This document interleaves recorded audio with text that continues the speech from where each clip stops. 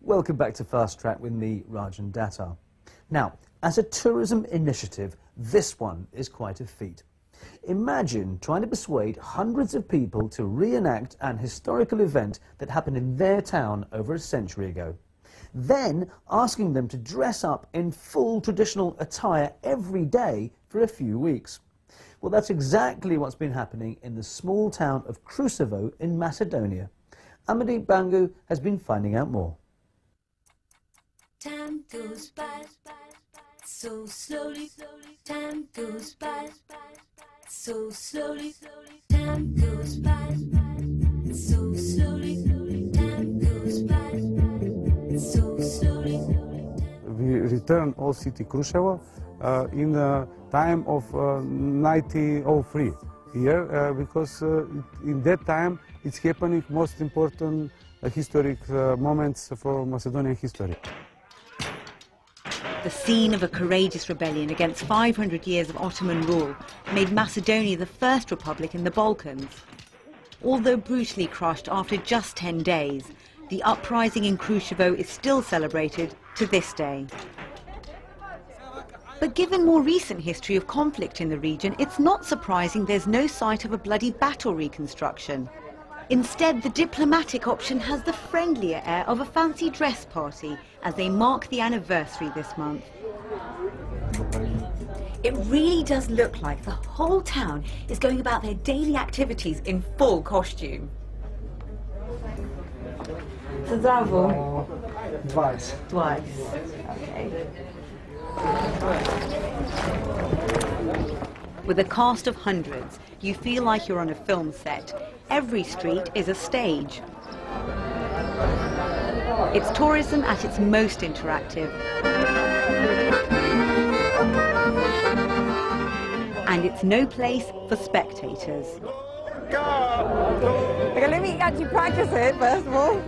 They're calling this a living museum. Tourists get to experience a way of life from over a century ago.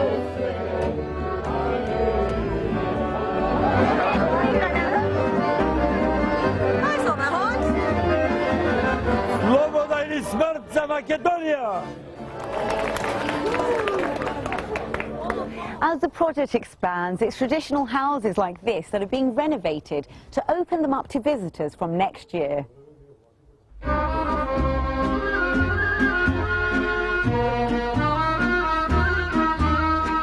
With our project, a lot of infrastructure, services can be improved, manufacturing and crafts can be saved from dying, and the young people can stay in Macedonia, in Krushevo, and with creating new jobs for them.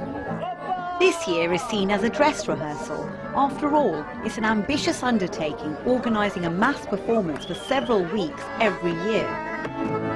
But this small town has big ambitions for tourism. In a country where 1 in 3 are unemployed, it's the poorest of the former Yugoslav republics. Economy in Macedonia is down, almost 20 years. In Krushevo, with this project, we have better perspectivity to all the city. My economy, my business plan is to development with more people who working for me. And it's not just about marking an historical event. Residents are celebrating and sharing their local customs. Believe it or not, they're actually staging an entire wedding just for the fun of it. Bravo. Well, it's one way to try to engage tourists as an alternative to city breaks in Europe. But the factors that work against Krushevo are those it has little control over. There are no direct flights to Macedonia from many of its key markets. And once you fly into the capital, it's another 3 hours drive to get here. If you could come here some months ago, you could see hopeless people, no opportunities for jobs, nothing in the future. Now you can see very engaged people, all dressed in traditional costumes, dancing, singing, taking pictures with tourists, learning something more about the history, talking about the history, and that's already an achievement.